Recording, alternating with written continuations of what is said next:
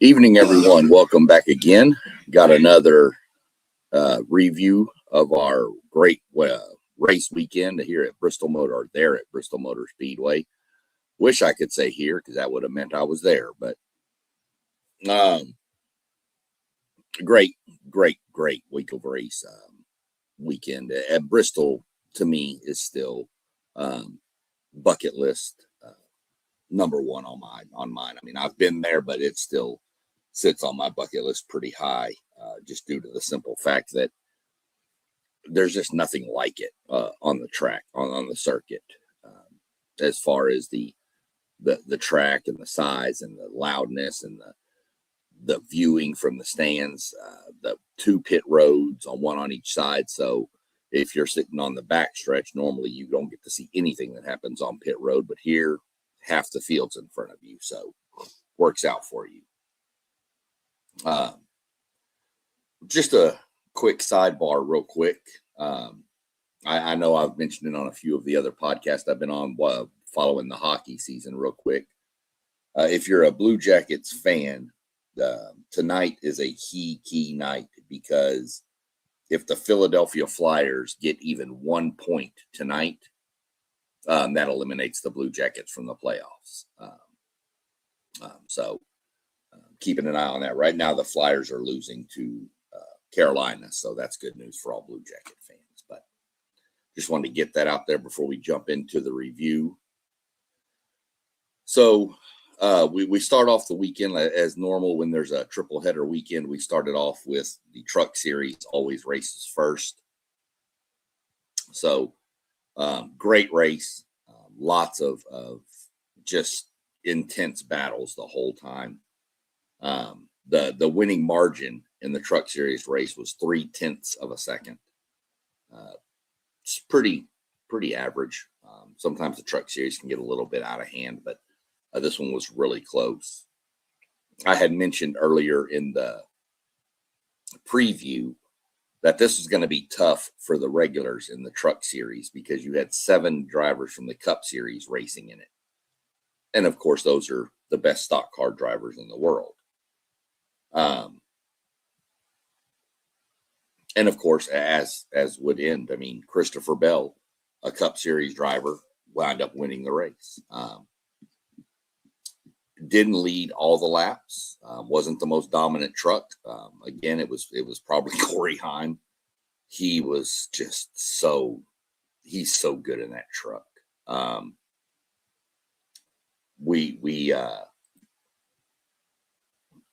Took a restart. Bell took the lead late, lap 180-ish, somewhere around there, and held off the rest for the end. So, it pretty much laid out as I thought. I figured one of the truck drivers would win it. The Cup drivers dropping down, and I was right. 4 of the top 10 finishers, I'll go through those here in a minute, were all Cup Series drop down. So 40% of the top 10 came from the Cup Series. That's just kind of normal. So your top 10, before we get into the top 10, we'll go ahead and talk about the sad news for Corey Heim, who was racing for the Triple Truck Challenge, which on my preview I had said could be up to 600,000. I was wrong. It was a total of 500,000. Any driver that won one race, 150. If you won 2 races, you won 150. And if you won all 3, you won 500. Corey Heim was actually involved in an incident with Christian Eckes near the end there of the race, and he was wound up wrecked and out of the race, so he didn't get that. And nobody else got the other 50,000 because a Cup Series driver won it, and I'm pretty sure they're not eligible for these little challenges and stuff. Wouldn't be real fair for the guys that race the series all the time. So Corey Heim, as I mentioned, he was wrecked. He wound up finishing 30th. He completed 179 of the 250 laps there were run. My driver, who I always keep up with, Ty Majeski, was 2 laps down, had some issues, just didn't have it. Looked good at the beginning, and then the truck just kind of faded. So your lap leader was Wow, I didn't even realize that. Okay. Christian Eckes was the lap leader, led 132 of the 100 or 250 laps. So good chunk of them there. I said Corey Heim was the most dominant truck, but it's just he was just coming to the front all the time. So I guess he never really got the lead. I think he led 1 or 2 laps maybe, but he was just dominant. He was passing people left and right. So kudos to Christian Eckes, leading the most laps. Also had the best lap at 15.43 seconds. So that gets you an extra bonus point when you have the best lap. Run through the top 10 finishers. As I mentioned, Christopher Bell wins the race. First win in a truck since 2017. Chandler Smith comes in second. Gio Ruggiero third. Good run for Gio Ruggiero, finishing third. Ross Chastain, another Cup driver, fourth. Christian Eckes, Jake Garcia, Dawson Sutton. It's a really good run for Dawson Sutton. Kyle Busch, Cup Series driver, and Carson Hocevar, Cup Series driver. And then Brendan Butterbean. I don't want to say Butterball. That's turkey. Brendan Butterbean, Queen, finished 10th. So good run for the Dodge Ram. That's that new Dodge for Colleague Racing, bringing the Ram back into the Truck Series. So good run there by Brendan Queen and Dawson Sutton especially. That was really impressive. In the Truck Series, go look at our top 10 as we do every week. That's your cutoff for the playoffs or the chase, not the playoffs anymore. So Chandler Smith is sitting in first with 208 points, followed by Caden Honeycutt, Corey Heim, who, if you missed the preview, here's the little nugget on Corey Heim. He's third in the points. Everybody has raced 6 races in the Truck Series. Corey Heim's raced 4. Let that sink in. Yeah. 2 races less than everybody, and he is literally 4 points behind first place. Lane Riggs is 4th, Christian Eckes 5th, Gio Ruggiero, followed by Ty Majeski, Ben Rhodes, Jake Garcia, and Justin Haley is in the last position for the chase. In the chase, if it were to start now, you have 5 Fords, 3 Toyotas, 1 Chevy, and 1 Dodge. Sitting right outside the cutoff to get in is Stuart Friesen, who is 4 points out of the chase, and Tyler Ankrum, who is 7 points out of the chase. So, again, lots of shuffling. That'll happen. I'm going to go find Dawson Sutton real quick and see what that did for him, for his points. As soon as I can find Dawson Sutton. Maybe it's time for glasses. This script is getting awfully small. Dawson Sutton moved up 6 positions with that finish. So really good finish for Dawson Sutton. Looking, going over there was your Truck Series standings. Jumping, or I guess shifting gears would be a better option. We'll look at the O'Reilly Auto Parts Series, if the computer will operate,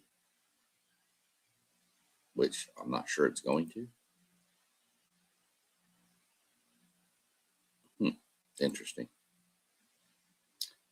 Well, I really want to look at this, but for some reason I can't. Let's try it this way. Got it. So, technology, gotta love it. The O'Reilly series was good. They had their own little challenge going on, and they still do for the next 3 races. So we'll get into that here in a few minutes. But the O'Reilly Auto Parts came down to a strategy call. And I've always said my favorite crew chief in all of the NASCAR events is Rodney Childers. He used to be the crew chief for Kevin Harvick in the Cup Series. Won a championship with him. Is respected all around the garage. Got out of it.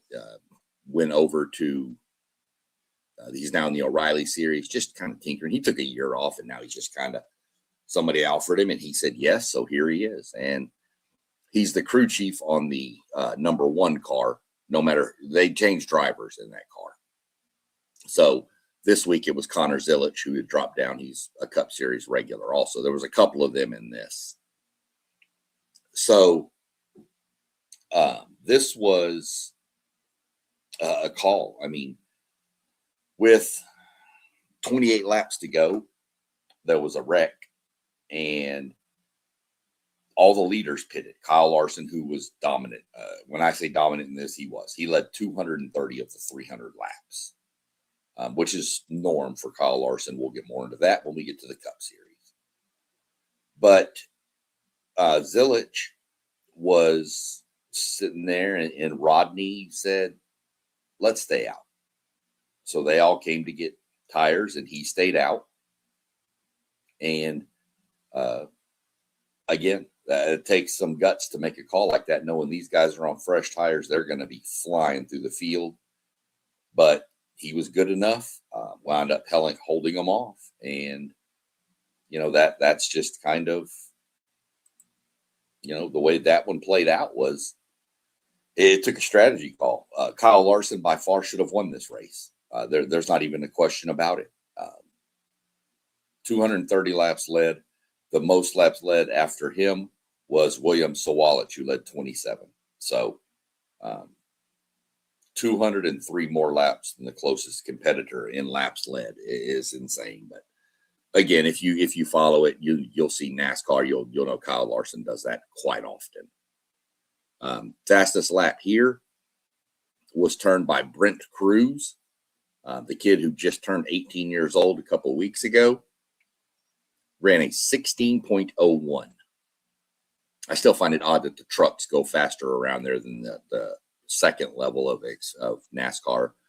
I just find it weird, but it is what it is with that, I guess. So, Connor Zilic pulled off his first win on a short track. He's really, really, really good on the road courses. So somebody to watch when those start creeping up for sure. Looking at your top 10, Connor Zilic, Kyle Larson, both Cup Series drop downs. Brent Cruz third, Justin Allgaier fourth. Get more on Justin Allgaier here in a minute. Carson Kvapil fifth, Sheldon Creed, William Sawalich, Corey Day, Parker Retzloff, and Taylor Gray rounded out your top 10. Getting more into what we had talked about with the Dash for Cash right here. That's the O'Reilly Series challenge in season. The Triple Truck Challenge is now over for the Truck Series. Now we're getting into, we've got the Dash for Cash for a couple more weeks.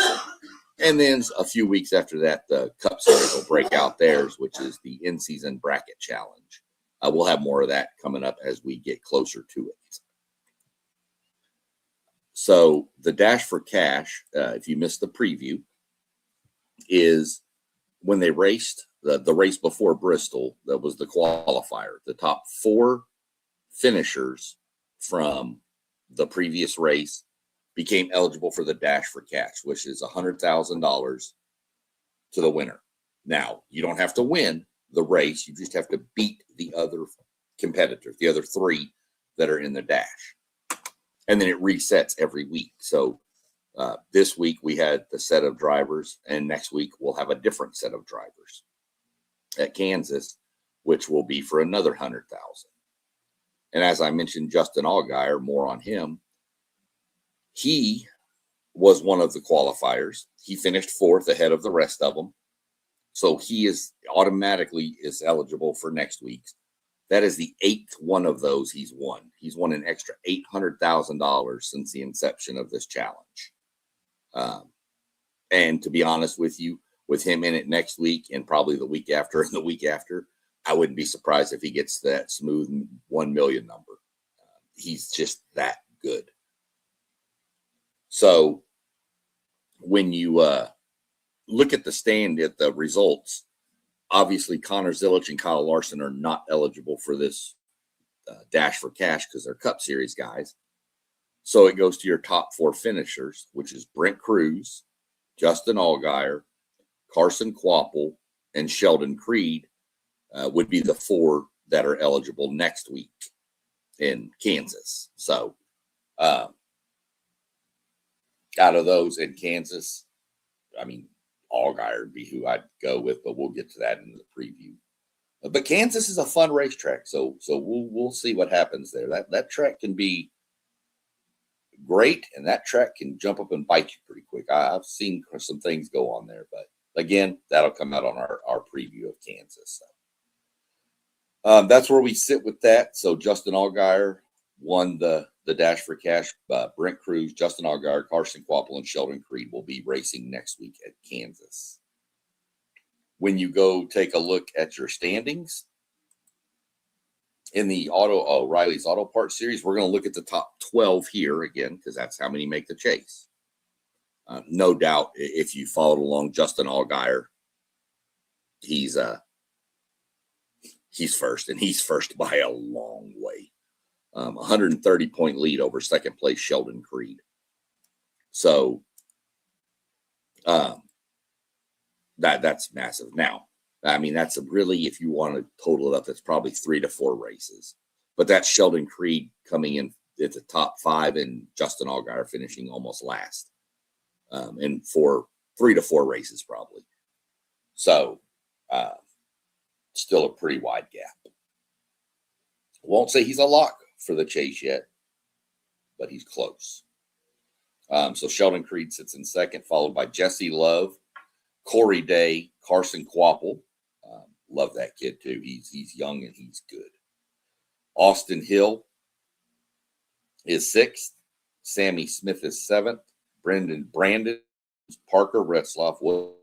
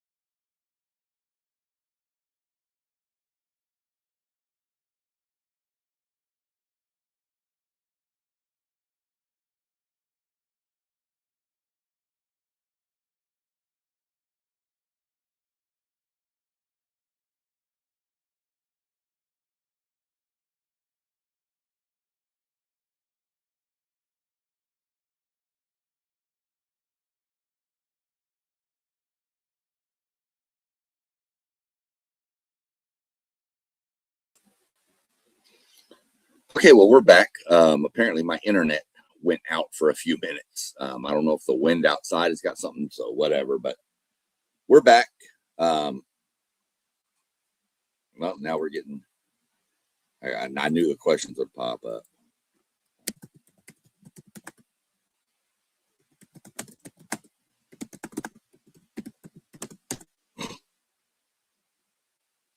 So I appreciate you tuning in, Sean,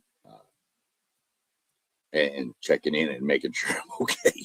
Yeah, no, we're alive. I didn't get mugged or taken out from behind or something. So I would hope y'all would yell if y'all saw somebody sneaking up behind me. But yeah, internet went down. Gotta love it. Like I said, technology. Let's go back up here where we were. So let me think where I was. The Dash for Cash. Oh, we're talking about Corey, Brent Cruz. and why he only has 5 starts versus 9 with the others. So you have to be 18 to race on certain tracks in NASCAR. And he was only 17 at the start of the season. So he couldn't race some of the races.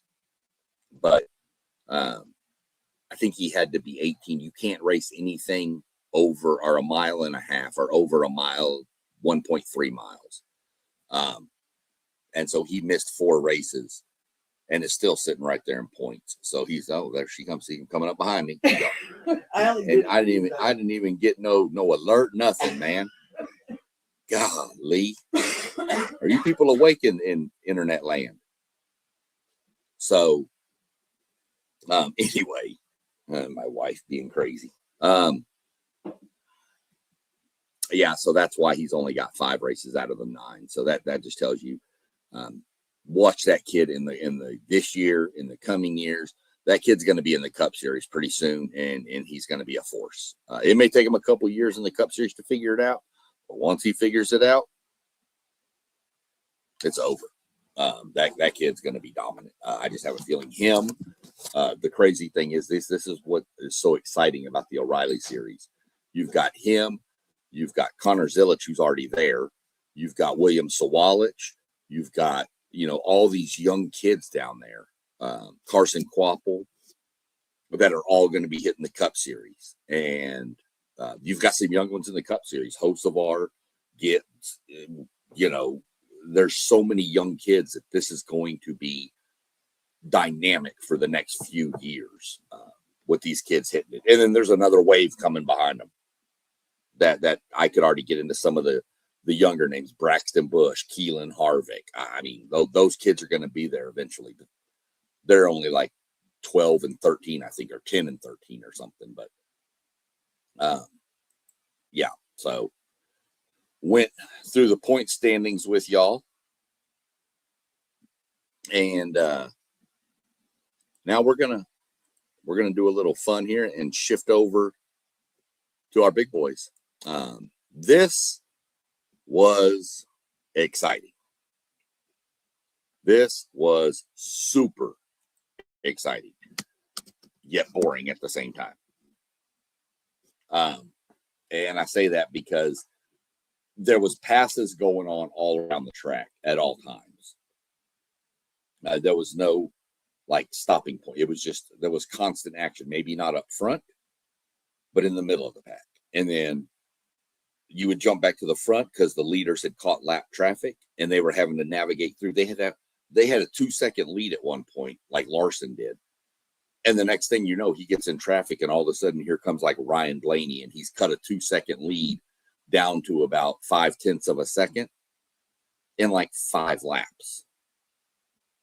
It just goes that fast. So we'll get into the recap a little bit, but I want to start the recap off with this. It's always super, super, super special when somebody, even a driver I don't necessarily care for, not one of my favorite drivers by any means, but when any driver can score their first ever Cup Series victory, it is a great moment for the sport. And Ty Gibbs, the grandson of legendary Washington Redskins head football coach Joe Gibbs, pulled that off at Bristol. Your first win is special. Josh Berry, my favorite driver, got his last year in Las Vegas. Ty Gibbs got his at Bristol. I'm not saying one is better than the other, but Bristol, outside of Daytona, the Daytona 500 being your first race win, would probably be second on a lot of drivers' lists. Bristol's just Bristol, and the drivers know it. They love it. And he did it. And I was shocked when he won. Had an amazing car at the end. Wasn't real good at the beginning. Team worked on it, got better. And he wound up, we'll just say there had to be a clinch factor in his car. Some of you will get that. Some of you are going to go look it up. And that's fine. But there had to be for that kid. Trying to win your first race. He's been in the front numerous times and something's gone wrong, whether it's a brake blowing up, a tire going flat. Something has always happened to him. And this time he didn't let it. And I give major credit to him. It took another gutsy call here too. The crew chief said, let's stay out. And he was on old tires. And Larson came in and got 2 tires. And Ryan Blaney said, no, give me 4. So Blaney came in and got 4.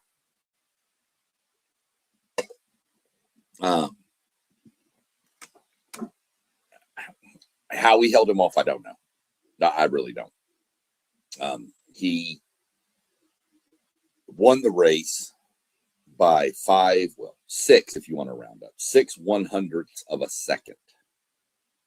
That was between first and second place. So think about how quick that is. That's pretty insane.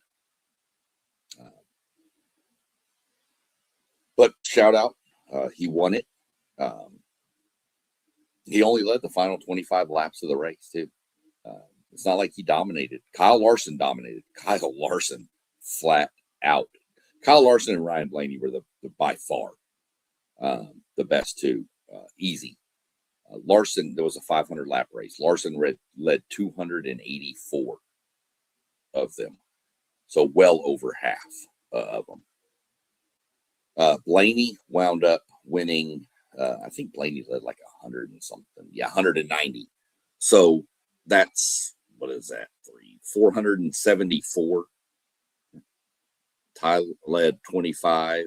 So who led 1? Chase Elliott led 6. Yeah, that was it. Those are the only leaders of the race. So your top 10 finishers in the Cup Series were Ty Gibbs, Ryan Blaney, Kyle Larson, Tyler Reddick, still continuing his strong run to the season. Chase Briscoe's rebounding well after his disaster to start. Todd Gilliland finished 6th. Great finish for Todd Gilliland. Joey Logano, 7. Ryan Preece, 8. Denny Hamlin, 9. Carson Hocevar was 10. So, pretty good mix. You had 1, 2, 3, 4 Toyotas, 2 Chevys, and 4 Fords in the top 10. So, decent mix. I like to see it when it's spread about all the manufacturers. Your fastest lap was Ryan Blaney at 15.55. The next, just to put it in perspective how fast that is, the next closest fastest lap was, Kyle Larson ran a 15.72. Let's see, anybody else get close to that? Oh, Ross Chastain ran a 15.70. Let's see, anybody beat that? Nope. So he was pretty much 0.2 faster than the nearest fast lap. Ryan Blaney's car was on rails. It was so good. Blaney has got to get the pit crew fixed. That car probably should have won 4 or 5 races this year. But the pit crew, every time he comes in, he'll come in first, leave 4th or 5th every time. He's just, the one race he won, he overcame the pit crew in Phoenix. He had to go to the back twice because of loose wheels. He had to stop and get loose wheels put on tighter. So he lost all of his track position and still drove all the way through. That car has by far been the fastest car on the circuit all year. And it's not close. But again, NASCAR is a team sport. This is not a individual sport. So it takes a whole team. And anybody that's tuned in right now, if you were watching earlier when the internet cut out, if you will tell me where it cut out or what's the last thing that you saw before I came back on, I will go back and try to catch up at the end of this. I know it'll be a little out of order, but I'll try to get all the information that y'all might have missed out to y'all. Going to look at the point standings, heading over to Kansas this coming week. Tyler Reddick was leading these things by like 150 points earlier. Ryan Blaney is coming on. He's now cut the lead to 62 points for the overall points lead for the regular season, which again is 26 races. And we're going to look at the top 16.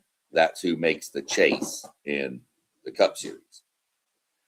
I've already mentioned Tyler Reddick, Ryan Blaney. You got Denny Hamlin, Ty Gibbs, Chase Elliott, Kyle Larson, William Byron, Bubba Wallace, Christopher Bell, Chris Buescher, Brad Keselowski, Joey Logano, Carson Hocevar, Ryan Preece, Daniel Suarez, and the last person in right now is Shane Van Gisbergen. Shane is not known as an oval type. He's getting better on him. He is more of a road course guy. He won 5 of the 6 road courses last year. So Shane is going to be a force coming up with the road courses that are still ahead. So I expect him to climb up a little bit. He just has to hold on through the oval parts. That's really what he needs to do. He needs to be close going to the road courses. The people right outside of the playoffs, Chase Briscoe is 1 point out. Austin Cindric is 5 points out. We'll go Michael McDowell is 6 points out. And then AJ Allmendinger is, 21 points out. So that's your top 20 in standings. But the top 16 make the chase. My driver had a good start to the race. He got stage points in the first stage and second stage, and then got involved in an incident with a driver who I question why he's even still got a ride, but that's a whole different subject, and I'm not going to call out any names. If you watch the race, you'll figure out who it is. The bad thing is the driver that caused the incident is the driver that drives the number of my favorite driver's car back in the day. So,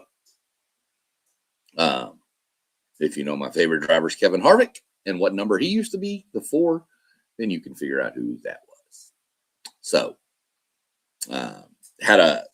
cost him. He wound up 15 laps down.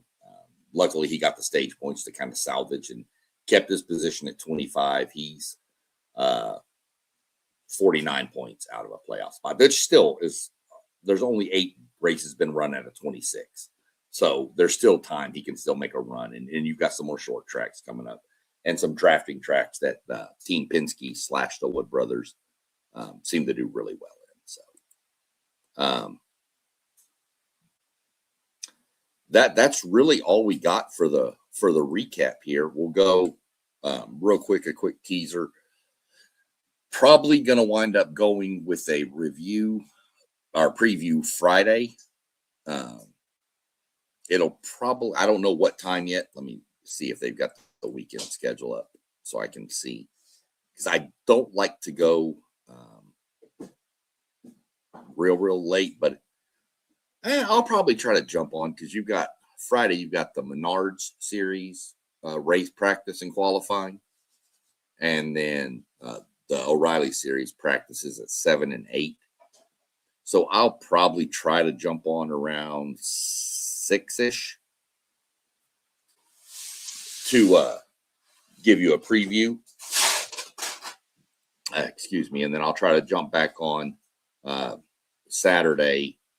It'll probably be around 6:30, maybe 7-ish on Saturday, based on what's going on, with a follow-up for the fantasy lineups and all that stuff. Since qualifying for the Cup Series is Saturday at 5:10.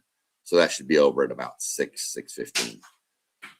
As I mentioned, Kansas is a 1.5 mile track, which I'll give you more stats and numbers on Kansas in the preview too. But Kansas is a fun track. It is provided.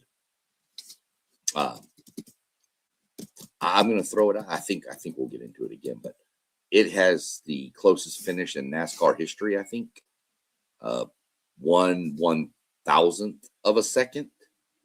And poor Chris Buescher hates going to Kansas because they replay that finish like every other commercial, and he has to see it all the time. And he was on the losing end of Kyle Larson. But Kansas is fun, wide open, top to bottom racing. There's multiple grooves, so seen a lot of things. Seen dominant runs at Kansas, and I've literally seen cars in first place just hit the wall because the tire goes flat and loose, and you'll see that at other tracks too. But I've seen a little bit of everything at the Kansas races. Kansas is on my bucket list. Little teaser. I've got a list put together I'm working on of I'm going to rank my rankings of all the tracks in order of how I see them. And then I'm also going to do another little series on ranking the race shops I visited. I have not been to all of them, so it's not a complete list yet, but it's going to be where I've got them as of, right when I do the list. So I've been to a majority of the race shops, and I can give you my rankings on them. That's probably going to be done through my TikTok page. It'll be posted, of course, on Patreon, of course. That list is probably on my Patreon, going to go in the exclusive, so that if you want to know what rankings are, you can go get it through the paid memberships on there, or you can just go get them on TikTok. Either way, not real picky about it either way. I just want to get it out there for people. Like to get some feedback from people. So I don't know. I might do it on YouTube, but it'll be just little quick, short snippets. Go through the list. So we'll see how I play it out. But definitely, if you're interested in what I think are the best tracks and race shops to go visit down towards the Charlotte area, most definitely I'll give them to you. I tell you, if you live in Ohio or even Michigan, potentially even maybe Western Pennsylvania, if you drive over to Sandusky, Ohio, there's a race shop right there. It's a truck series race shop, but they're still pretty cool for Thor Sport. It's right there. If you're in the area and you don't have the means to make it all the way to Charlotte, where the majority of them are, Charlotte, North Carolina, if you're that close, you just shoot up there. You get kind of the feel of what it's about anyway. So keep your eye out for those rankings coming up. I really would like people to get involved with it and comment. And, if you're a fan of the sport, give me your list. We can always go back and forth in comments. Heck, I could even send you a link if you're and you want to join on and debate it back and forth live, we can. So, just some stuff coming up, a little teaser and a little preview. Well, Mr. Rob W., this is the loving founder of our group here, WTP for Life. He put the WTP sports dudes and keeps us all in line. Well, he tries. We kind of go off the rails a few times, but can't give my prediction for the win at Kansas yet. I really need to see what the cars look like. I need to check in and see if they're going to do any different tires. If they're going to, I got to make sure what aero package they're going to run, because that'll say a lot. I believe we're going back. We've been running for the past few races at the short tracks, the 750 horsepower, and I think we're dropping back to the 670 now. So I need to check on all that. But if you want, just off the top of my head, without seeing any practice or qualifying, whom I'm predicting to win, 2311. One of those drivers. Yeah. Bubba Wallace, Tyler Reddick. They are so good at this track. Outside of them, got to look at somebody like Kyle Larson, Blaney. Blaney's going to be in the mix almost every week. The car is that fast. Ty Gibbs now, if he's got some momentum is huge. You've seen it in other sports. It's the same in NASCAR. Momentum is huge in this sport. So those are just a couple. I would lean if proverbial sports gun to my head, I would lead towards a Toyota driver to win in Kansas, whether it's a 2311 with, like I said, Wallace or Reddick. I would never Denny Hamlin, Christopher Bell, Chase Briscoe, the Joe Gibbs, Toyota's Ty Gibbs. I would Toyotas have something figured out, much like Penske, Team Penske, and there for a while, Ford in general, has Phoenix figured out. The Toyotas seem to have some sort of death grip on Kansas. They're really good. Now, that doesn't mean they win every race. They're just always in the mix. So that's kind of who I'm looking at right now with those teams if I had to pick today. But I won't set my fantasy lineup till Saturday night after qualifying. Track position is so key in this sport with this Gen 7 car. Yeah, Gen 7 now. Well, it used to be called the next gen, but now we're calling it the Gen 7. So track position is so key, just in general of keeping clean air on your nose of your car to keep all the downforce on it to build downforce of speed. So,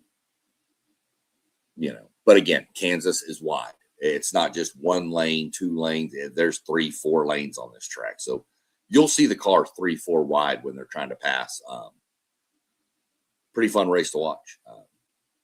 Hopefully people will tune in. It's on regular Fox instead of here lately. They've been on FS1.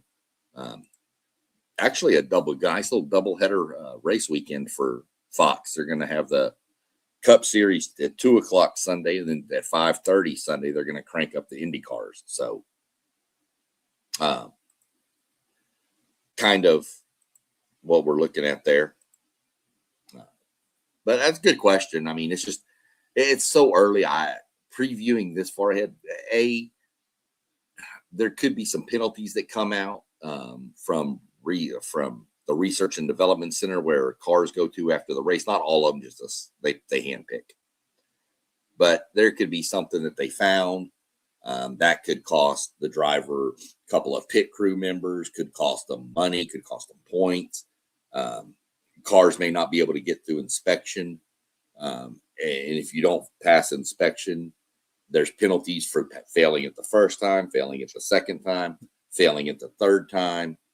There's so many different penalties that could come up that could, if you don't pass qualifying, let's just say, or you fail inspection, but you get it passed on like the 4th time, then you may go out and qualify first, but because you failed inspection 3 times, you have to start at the back. So you won the pole, but you're the last starter because you couldn't get through inspection. So I kind of like to wait to set all that till then. Another good question. Do tracks stay the same every year, or do they change the track like golf courses? No. The rotation of tracks is pretty much the same. The order is different. They go to the same tracks. Sometimes they add one. Sometimes they take away one. Like last year we raced at the Chicago Street Course. Now this year we're racing in San Diego. They added a race in with Chicagoland is coming back. I can't remember what track lost our date. They took a date away from it. I can't remember exactly, to be honest. But one track went to one race,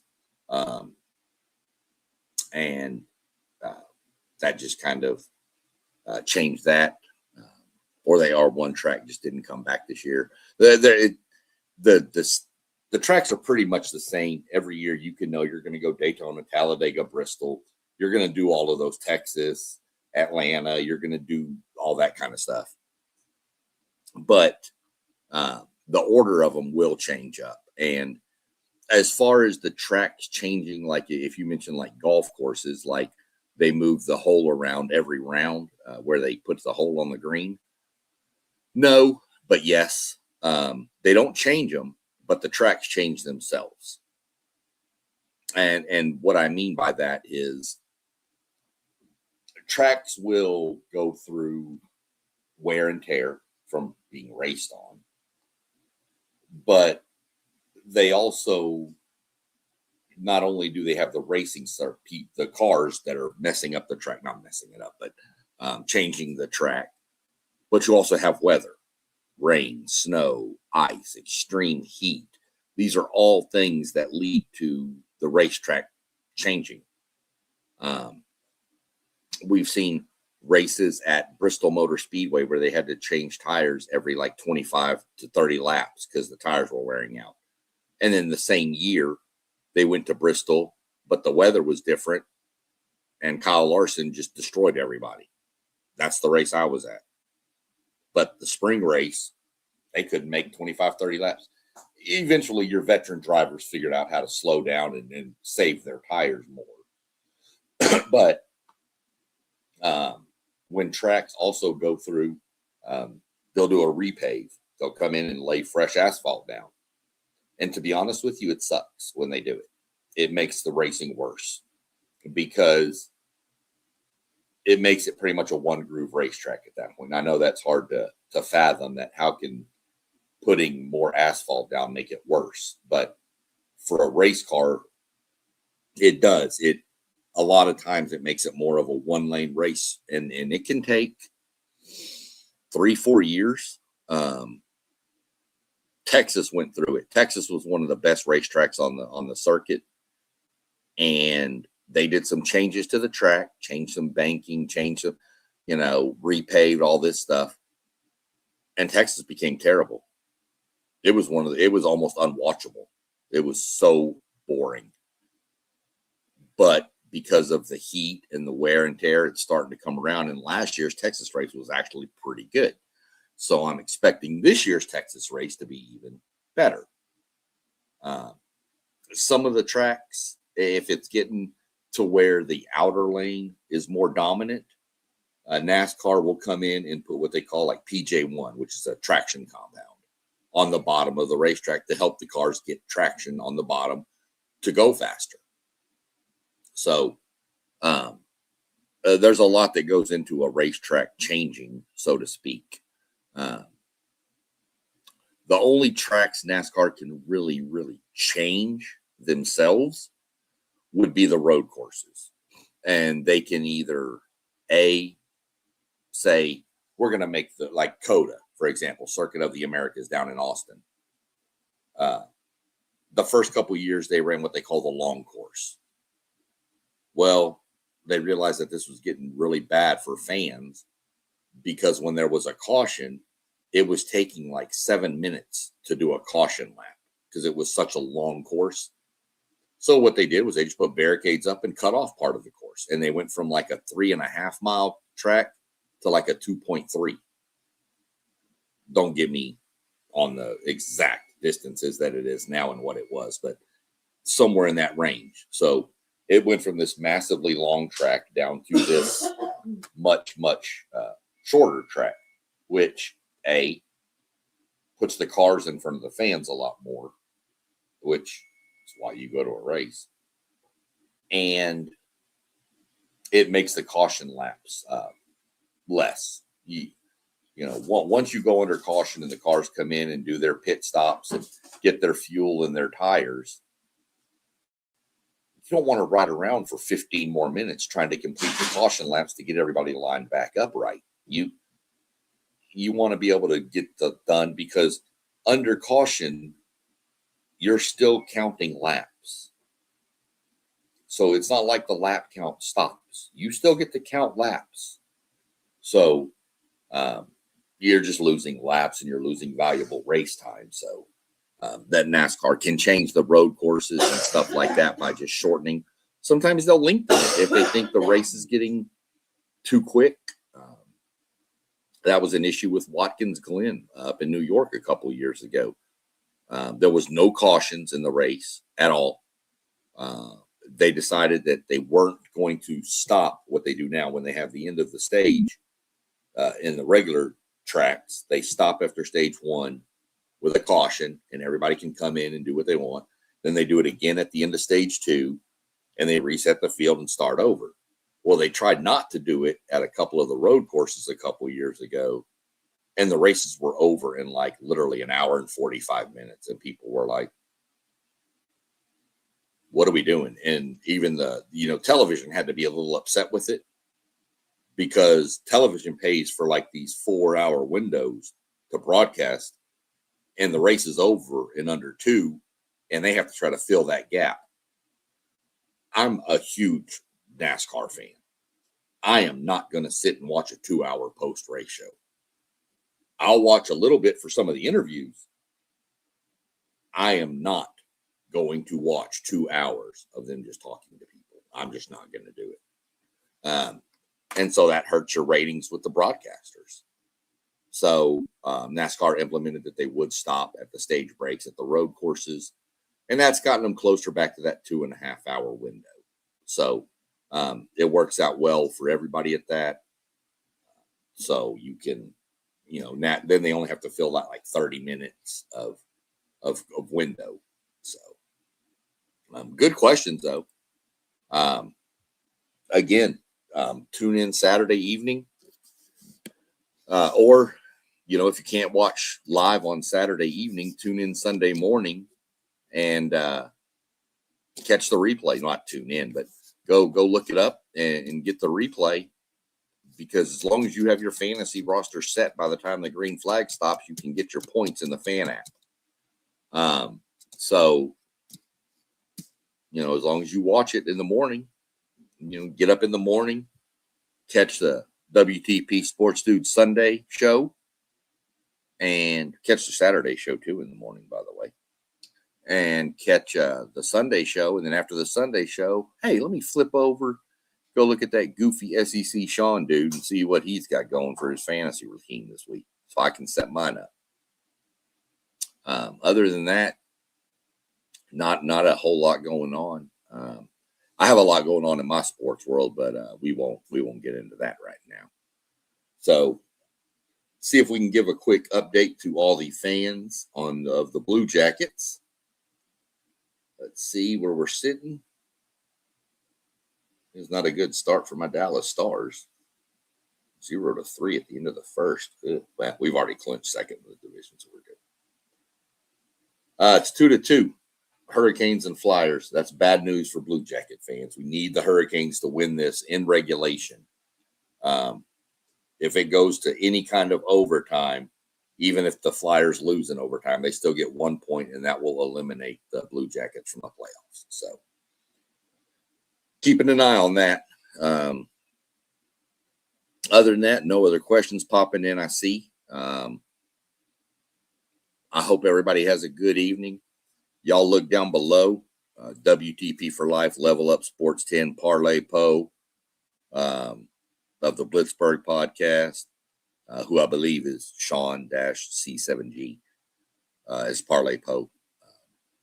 Postgame 86, that's his podcast, Postgame with Postgame 86. City League TV on Facebook, does a lot for the kids. One Take Zayed is on here.